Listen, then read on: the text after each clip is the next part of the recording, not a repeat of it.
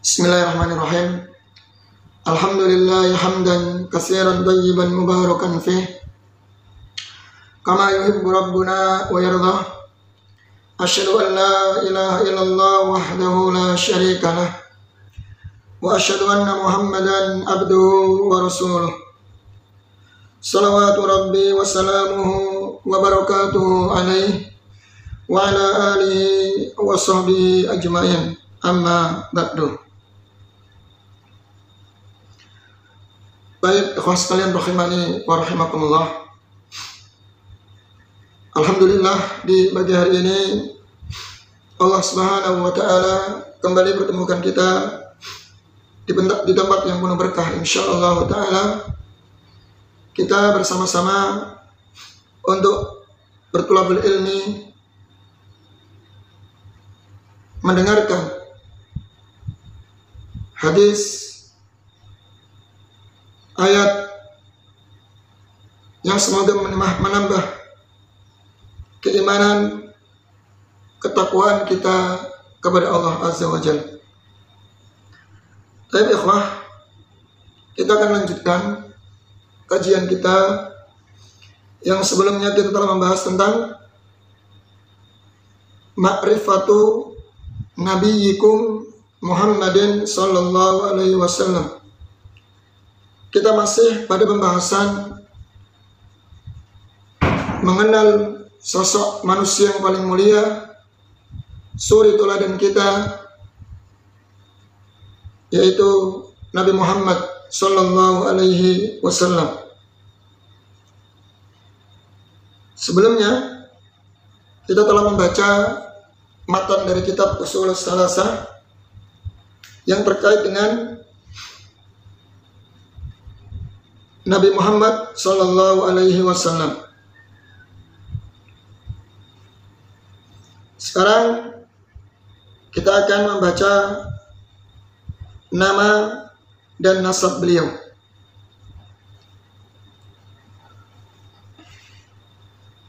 Penulis mengatakan,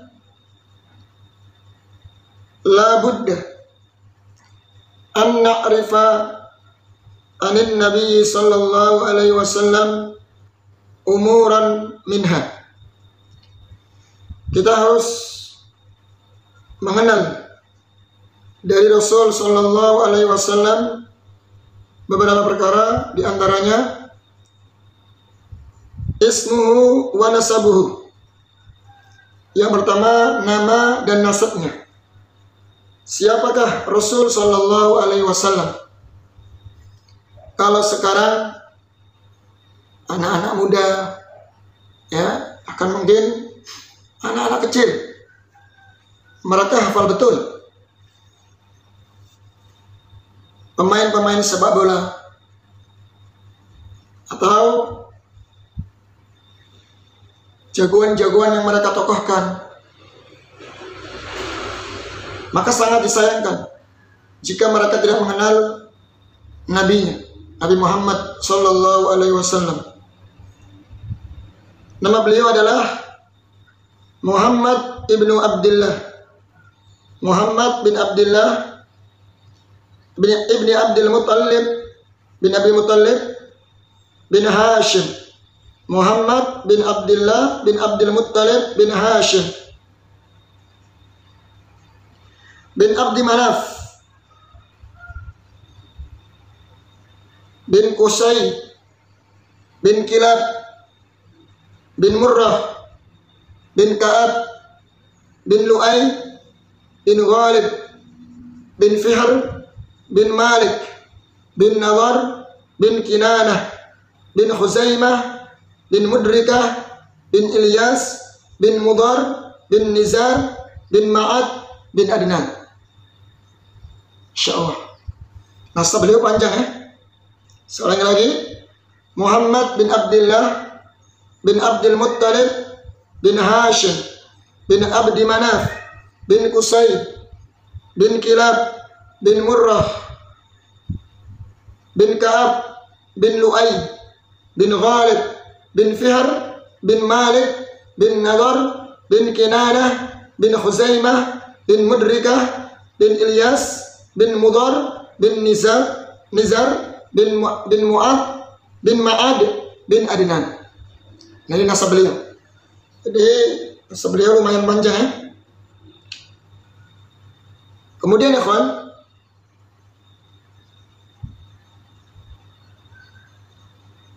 wa Quraisy minal Arab. Sedangkan Quraisy ini dari keturunan Arab, dari bangsa Arab. Min dzurriyyati Ismail, dari keturunan Nabi Ismail bin Ibrahim al-Khalil alaihi wassalam. Ismail bin Ibrahim al-Khalil alaihi salam. Dan para ulama menyebutkan bahwa setelah Adnan, nasab beliau setelah Adnan, yang tadi kan bin Nizar bin Ma'ad bin Adnan. Setelah Adnan ini maka tidak ada kejelasan, ya, tidak ada kejelasan yang pasti tentang nama-nama kakek ya, nama-nama kakek moyang beliau, ya. Jadi yang jelas sampai ke Ma'ad bin Adnan. Adapun setelah Adnan ini banyak terjadi khilaf, ya, terjadi khilaf. Tidak ada kejelasan yang pasti akan nasab setelah Adnan ini. Apa kakek dari Adnan ini? Kakek beliau setelah Adnan. Namun para ulama sepakat nasab Nabi kita alaihi salatu wassalam, jalurnya kalau diurut itu bermuara kepada Nabi Ismail dan Nabi Ibrahim alaihi salam, ya. Jadi perhatikan nasab beliau, ya, sampai dari Adnan itu udah jelas. Namun dari Adnan ke atas kakek-kakeknya ini masih banyak diperselisihkan. Akan tetapi yang ulama sepakat bahwa jalur keturunan Nabi Muhammad SAW bermuara pada siapa tadi? Nabi Ismail dan Ismail bin Ibrahim alaihi salam. Jadi kalau ditelusuri nasab beliau sampai kepada Nabi Ibrahim alaihi salam. Baik. Ini tentang nasab beliau. Maka Nabi kita alaihi salatu wassalam pernah bersabda, "Inna Allah astafa Kinanah min waladi Ismail, wastafa Quraisyan min Kinanah, wastafa min Quraisyan Nabi Hashimin, wastafani min Bani Hashim." Sesungguhnya Allah Subhanahu wa taala memilih Kinanah di antara keturunan Ismail, ya, dan memilih Quraisy di antara keturunan Kinanah, dan memilih Bani Hashim di antara suku Quraisy, dan Allah memilihku di antara Bani Hashim, ya. Maka dari sini kawan, Nabi kita alaihi salatu wassalam dinisbatkan kepada Quraisy al-Hashimi, ya, Quraisy al-Hashimi.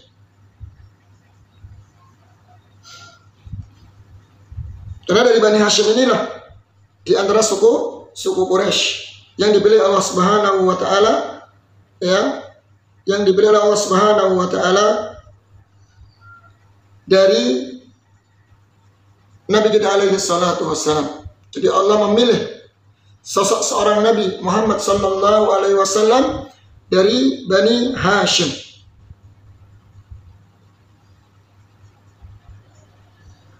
Baik. Kemudian di sini dikatakan bahwa beliau tadi mengatakan bahwa wa Quraisyun minal Arab, sedangkan Quraisy ini dari Arab, dan Arab dari keturunan Nabi Ismail dan Nabi Ibrahim alaihi salam. Jadi masalah ini tidak diperselisihkan oleh ahli sejarah bahwa Adnan ini adalah keturunan dari Nabi Ismail alaihi salam. Ya, berarti Nabi Muhammad alaihi salatu wassalam adalah dari kalangan Adnaniyah atau apa? Arab musta'rabah. Ya, karena pakar ahli sejarah itu membagi bahwa orang Arab itu ada tiga, atau bangsa Arab itu ada tiga golongan. Yang pertama, mereka sebut dengan Arab Ba'idah, Al-Arab Al-Ba'idah, atau Al-Arab Ba'idah, pakai hamzah ya, Al-Arab Al-Ba'idah. Ini adalah orang-orang Arab kuno yang sudah punah. Jadi Arab sudah yang kuno ya, yang sudah lama sekali, yang sudah punah. Seperti apa? Kaum Ad, kaum Samud, kaum Kan'an, dan yang lainnya. Namanya Arab Ba'idah, yang sudah punah, yang sudah menghilang dari muka bumi ini. Ya, sudah Allah tenggelamkan mereka. Kemudian yang kedua, Al-Arabul Aribah, Al-Arabul Aribah. Nah ini jenis orang Arab yang kedua adalah Al-Arabul Aribah, yaitu mereka orang Arab asli dari keturunan Ya'rib dan Yashjub bin Qahtan. Ya, makanya sebagian orang menyebut dengan Qahtaniyah, sebut Arab Qahtaniyah. Mereka berasal dari negeri Yaman. Ini yang Al-Aribah, dari keturunan Ya'rib bin Yashjub bin Qahtan. Ini dari Yaman asli. Qahtaniyah dari Yaman. Kemudian di antara jenis orang Arab yang ketiga adalah Al-Arabul Musta'rabah. Al-Arabul Musta'rabah, itu mereka adalah orang yang terarabkan, ya, orang yang diarabkan gitu ya. Musta'rabah, yang diarabkan. Ini dari keturunan Nabi Ismail bin Ibrahim alaihi salam. Dan mereka inilah dikenal dengan Arab Adnaniyah, ya, Arab Adnaniyah. Berarti di sini pakar sejarah menyebutkan bahwa orang Arab itu ada 3 golongan ya. Ada yang Arab Ba'idah, yang kedua ada Arab Al-Aribah, yang ketiga ada Arab Al-Musta'rabah. Baik.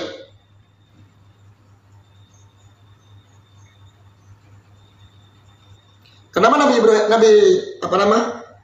kenapa dikatakan tadi Arab Musta'rabah? Orang Arab yang diarabkan. Berarti kan asalnya bukan asli Arab ya. Arab Musta'rabah, bangsa Arab atau suku Arab yang diarabkan. Dan ini dari keturunan Nabi Ismail bin Ibrahim, yang disebut dengan mereka dikenal dengan suku Adnaniyah. Suku Adnaniyah. Lihat ikhwan, karena Arab Adnaniyah ini disebut dengan Arab Musta'rabah, yang diarabkan, dikarenakan nenek moyang mereka adalah dari jalur Ismail bin Ibrahim alaihissalam. Sedangkan Nabi Ibrahim alaihissalam bukanlah seseorang yang berasal dari Jazirah Arab. Ya, ingat, karena Nabi Ibrahim alaihissalam bukan berasal dari Jazirah Arab. Beliau berasal dari Babilonia. Nah ini. Jadi dari suku Arab Musta'rabah ini ada suku yang terkenal namanya suku Adnaniyah. Nah, kenapa dikatakan Musta'rabah, suku Adnaniyah? Karena kalau ditelusuri dari suku Adnaniyah itu apa? Jalurnya ke Nabi Ismail dan ke Nabi Ibrahim. Sedangkan asalnya Nabi Ibrahim ini bukan dari orang Arab asli. Ya, bukan dari Jazirah Arab, tapi dari Babilonia. Nah itu. Nah kemudian Nabi Ibrahim alaihissalam membawa pulang anaknya Ismail ke Jazirah Arab. Nah kemudian baru, jadi Nabi Ibrahim membawa Nabi Ismail putranya ke Jazirah Arab. Ya, hijrah lah bahasa kita, merantau ke negeri Arab, dan kemudian menetap di negeri Arab. Nah ini, menetap di mana? Di negeri Arab. Kemudian menikah dengan suku setempat, suku orang Arab asli. Jadi dari kabilah Jurhumiyah yang merupakan Arab asli. Jurhumiyah. Ya. Setelah Nabi Ismail dibawa ke Arab, ke Jazirah Arab, ke Mekah, kemudian beliau nikah dengan penduduk asli orang Arab di situ. Dari suku Jurhumiyah, kemudian istilahnya Jurhumiyah itu dari orang Arab asli ya. Kemudian mereka berharap pindah di situ. Dan memiliki keturunan ya.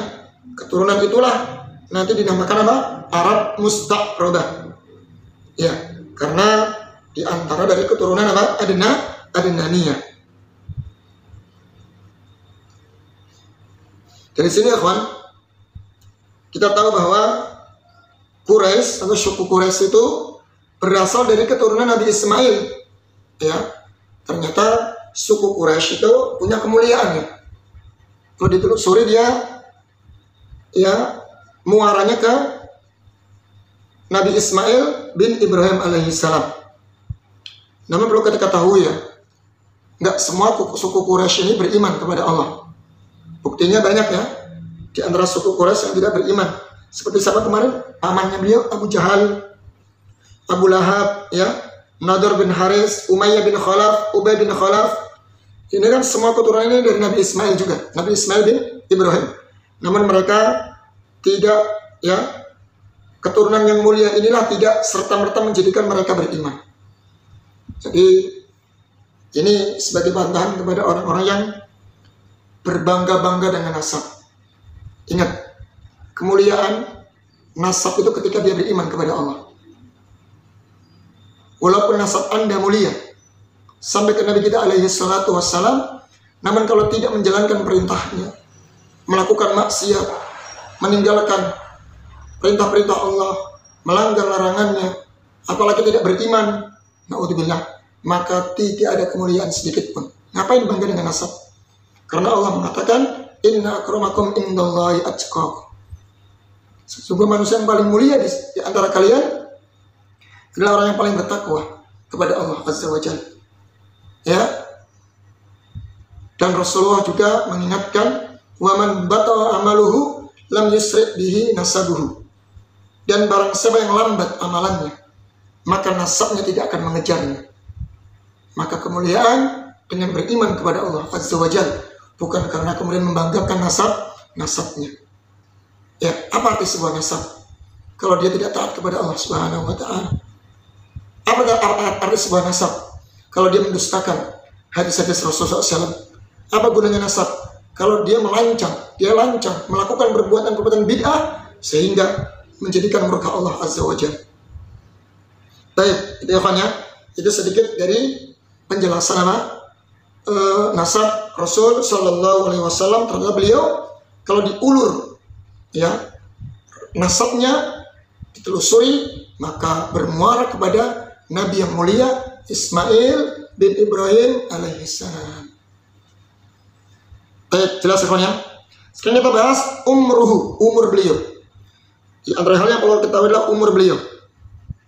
Di sini beliau mengatakan walahu minal umri salasun wa sittuna sanatan minha arba'una qabla al-bi'sati wa salasun wa ishruna sittatan ba'dal bi'sati. Rasulullah sallallahu alaihi wasallam berumur 63 tahun. Berusia 63 tahun. Di antaranya 40 tahun sebelum masa kenabian. Sebelum diangkat atau diutus menjadi seorang nabi dan rasul. 40 tahun. Dan 23 tahun setelah diangkat menjadi nabi dan rasul. Jadi 40 tahun sebelum diangkat menjadi 40 tahun sebelum diangkat menjadi nabi dan rasul, dan 23 tahun setelah diangkat menjadi nabi dan rasul, diutus menjadi nabi dan rasul. Berarti 40 ditambah 23, 63 totalnya ya. Baik.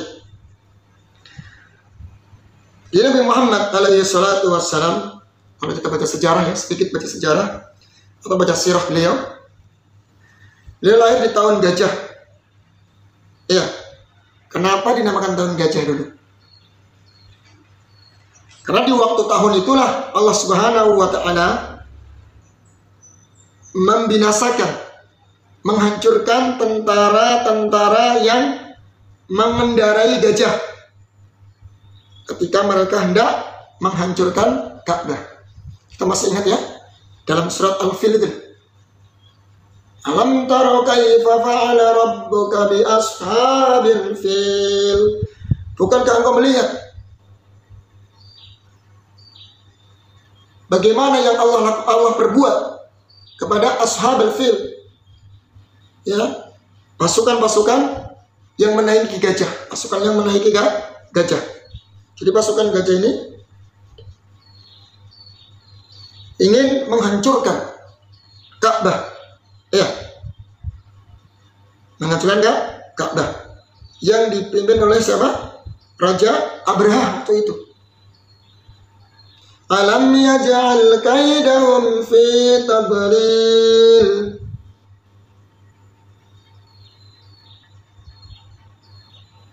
Alam yaj'al kaidahum fi tadlil. Bukankah Allah jadikan tipu daya mereka dalam kesesatan, maksudnya dalam carut marut gitu ya, kehancuran.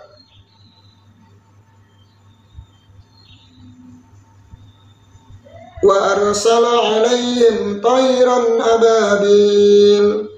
Dan Allah kemudian mengutus burung ababil, tarmihim bijaratin min sijil. Kemudian burung-burung ababil ini melempari, ya, melempari batu yang dari neraka, batu panas ya, dari api neraka. Faja'alahum ka'asfin ma'kul. Maka Allah jadikan pasukan gajah itu ibarat apa? Ka'asfin ma'kul, daun yang dimakan oleh lalat. Habis terkena lemparan batu dari langit, hijaratan min sijil tadi, langsung lenyap ya. Allahu Akbar. Ya. Dan itu terjadi pada tahun gajah ya. Jadi Nabi Muhammad SAW lahir di tahun gajah, di mana waktu itu Allah membinasakan pasukan gajah yang hendak menghancurkan Ka'bah. Beliau lahir pada hari Senin bulan Rabiul Awal. Ya, lahir di hari Senin bulan Rabiul Awal. Adapun tanggalnya, ya, masalah tanggal ini, ikhwah, para ulama berselisih pendapat. Ya, dan mengatakan tanggal 12, tanggal 8, tanggal 9, tanggal 15, dan yang sebagainya. Ada 10 pendapat. Ya. Namun yang jelas di hari Senin bulan Rabiul Awal, adapun tanggalnya masih diperselisihkan. Baik, beliau wafat pada usia 63 tahun. Ya, di hari Senin tanggal 12 Rabiul Awal tahun 11 Hijriah. Namun kalau wafatnya beliau tercatat. Kenapa? Karena itu banyak saksinya dari kalangan para sahabat ridwanullahi alaihim. Ya, para sahabat menyaksikan yang hidup di zaman Nabi dan mencatat sejarah ini. Beliau wafat pada tanggal 12 Rabiul Awal pada tahun 11 Hijriah. Makanya kalau ada orang yang memperingati Maulid Nabi tanggal 12, hakikatnya memperingati kematian beliau. Haul namanya mereka ya. Memperingati bukan Maulid, bukan hari lahirnya beliau, tapi memperingati hari kematian beliau. Ya kan? Karena yang jelas tanggal 12 ini bukan lahirnya beliau, tapi kematian beliau. Masa sih kita bersenang-senang dengan kematian beliau? Tentu tidak kan? Baik. Kemudian Rasulullah SAW tinggal di kota Makkah, dan ayah beliau namanya Abdullah. Ya, Abdullah meninggal di saat beliau masih berusia, masih dalam kandungan. Jadi Rasulullah itu ketika dalam kandungan ibunya, bapaknya meninggal. Itu dalam keadaan apa? Lahir dalam keadaan yatim. Di saat beliau berusia 6 tahun. Setelah lahir, beliau usia 6 tahun, ibunya wafat. Jadi yatim piatu. masih dalam kandungan, ditinggal mati oleh bapaknya. Setelah lahir usia 6 tahun, ibunya meninggal. Beliau jadi anak yang yatim. Kemudian beliau pun diasuh oleh kakeknya yang bernama Abdul Muttalib. Setelah ibunya meninggal, maka pengasuhan diserahkan kepada Abdul Muttalib. Di saat usia 8 tahun, Abdul Muttalib 2 tahun, berarti sama Abdul Muttalib 2 tahun, kakeknya 2 tahun, diasuh kakeknya 2 tahun, lantas kakeknya meninggal. Di usia 8 tahun, kakeknya meninggal, kemudian pengasuhan diserahkan kepada pamannya, yaitu Abu Thalib. Sampai pada akhirnya Rasul SAW di usia 25 tahun menikah dengan Khadijah radhiyallahu anha. Di usia 8 tahun bersama kakeknya itulah Abu Thalib mengajarkan keberanian, mengajarkan bisnis berdagang, mengajarkan bagaimana menjadi pribadi seorang laki-laki yang hebat, laki-laki yang pemberani, dan selalu siap untuk menghadapi tantangan dalam hidup. Ini ya, bahkan Abu Thalib inilah yang sering membela Nabi kita alaihi salatu wassalam dari gangguan orang-orang Quraisy. Namun sangat disayangkan ya, Abu Thalib meninggal dalam keadaan kafir. Inilah yang menjadikan sedih Rasul Shallallahu Alaihi Wasallam karena jasa-jasa beliau. Dan jika kita bagi usia Rasul Shallallahu Alaihi Wasallam secara keseluruhannya dalam kurun 63 tahun ini, kalau kita bagi ada 4 fase. Ya, jadi 63 tahun dari usia beliau, kalau kita bagi ada 4 fase. Fase yang pertama, 40 tahun sebelum diangkat menjadi nabi. 40 tahun sebelum diangkat menjadi nabi. Jadi fase pertama, 40 tahun sebelum diangkat menjadi nabi. Kemudian fase yang kedua, yaitu beliau berdakwah di Mekah selama 10 tahun. Itu berapa itu? Berdakwah di Mekah selama 10 tahun. 40 tambah 10, 50 kan? Ini belum turun wahyu sholat 5 waktu ya. Di 10 tahun itu hanya mendakwakan tauhid dan tauhid. Maka ini sebagai renungan untuk para dai. Jadi awal mendakwahkan Islam itu dengan tauhid dulu. Kokohkan keimanan kaum muslimin agar mengenal Allah Subhanahu wa taala. Ya, 10 tahun mendakwakan tauhid di kota Makkah sebelum turun wahyu syariat atau perintah salat 5 waktu. Kemudian yang ketiga, fase yang ketiga adalah setelah beliau 3 tahun ya. Setelah 3 tahun di kota Makkah. Jadi tadi kan 40 tahun sebelum diangkat menjadi seorang nabi. Fase yang kedua, berdakwah di kota Makkah selama 10 tahun. Ini belum turun syariat sholat ya. Fase ketiga, 3 tahun di Mekah. Berarti 10 tahun belum, 10 tahun ketika berdakwah belum datang syariat sholat. Nah setelah 3 tahun lagi, berarti kan 10 ditambah 3 berarti 13. Setelah 3 tahun kemudian, setelah mendakwakan tauhid, berdakwah di Mekah 10 tahun, nah setelah 3 tahun berikutnya baru itu turun syariat sholat. Ya, turun syariat sholat atau diwajibkan syariat sholat 5 waktu. Berarti totalnya dakwah di Mekah itu berapa tahun ikhwan? 13 tahun. 10 pertama belum datang syariat sholat, Setelah 3 tahun berikutnya baru turun syariat sholat 5 waktu. 40 fase pertama 40 tahun, fase yang kedua 10 tahun di Mekah berdakwah, ditambah 3 fase yang ketiga 3 tahun berikutnya masih di Mekah ya, baru turun syariat sholat. Karena fase yang keempat yang terakhir ya, setelah itu beliau hijrah.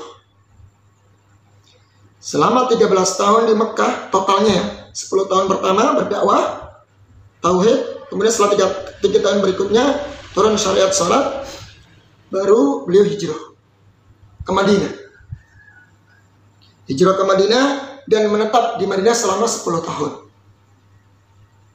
Kemudian beliau wafat. 40 tambah 10 50 tambah 3 tahun berikutnya masih di Mekah juga ya.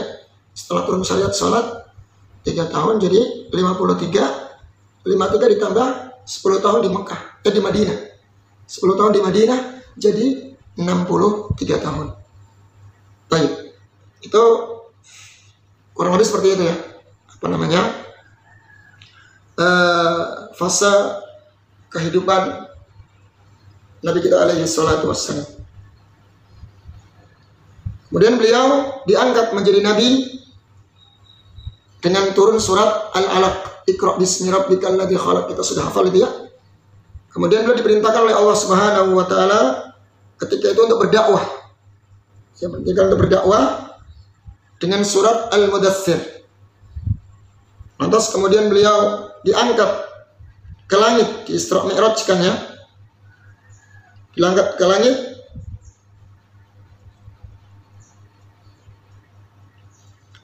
langit di Isra Mi'raj kan untuk menerima perintah salat 5 waktu. Kemudian di fase yang kedua dan ketiga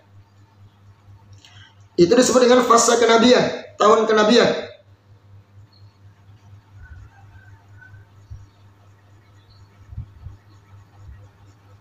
Maka sebagian ulama menyebutnya dengan apa? Ketika beliau menerima wahyu atau perintah salat 5 waktu itu, para ulama mengatakan di tahun kenabian. Ya, di tahun kenabian. Kemudian di tahun itulah Rasulullah SAW fokus untuk berdakwah, mendakwakan tauhid. Setelah beliau ya hijrah ke Madinah ya di fase yang keempat ya, hijrah ke Madinah. Setelah itu barulah turun syariat yang lainnya menyusul seperti puasa, kemudian zakat, kemudian haji dan juga jihad ya, jihad.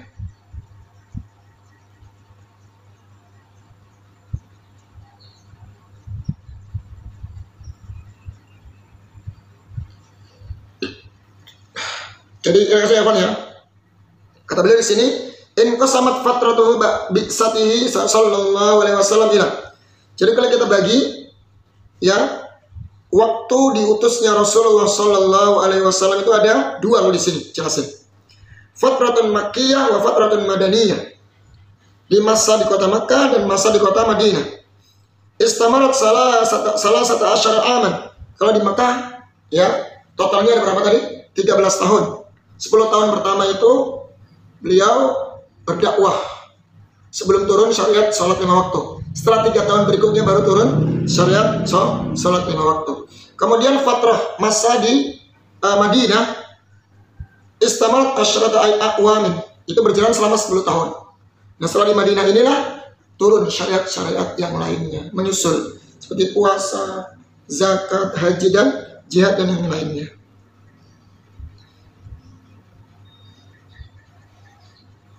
Pertanyaannya, hal huwa alaihi salatu wassalam nabiyyun am rasulun? Apakah Rasulullah sallallahu alaihi wasallam itu seorang nabi atau rasul? Maka jawabannya, huwa sallallahu alaihi wasallam nabiyyun wa rasul. Dia Rasulullah SAW itu adalah seorang nabi dan rasul. Nubbiya bi salawatullahi wa salamuhu alaihi bi iqra summa bu isabil mudassir. Kata dia. Jadi Rasulullah SAW itu diangkat menjadi seorang nabi dengan turun ayat Al-Alaq, Iqra bismika. Kemudian beliau diutus menjadi seorang rasul, turun ayat Al-Mudaththir, surat Al-Mudaththir. Baik, mungkin dengan ikhwan yang disampaikan, mohon maaf atas segala kekurangan ya, atas murni itu dari saya pribadi, karena keterbatasan ilmu yang kami miliki. Seandainya ada benarnya, semata-mata dari Allah Azza wa Jalla. Kita tutup dengan doa kafarul majlis. Subhanakallahumma wa bihamdik, asyhadu an la ilaha illa anta astaghfiruka wa atubu ilaik. Wassalamualaikum warahmatullahi wabarakatuh.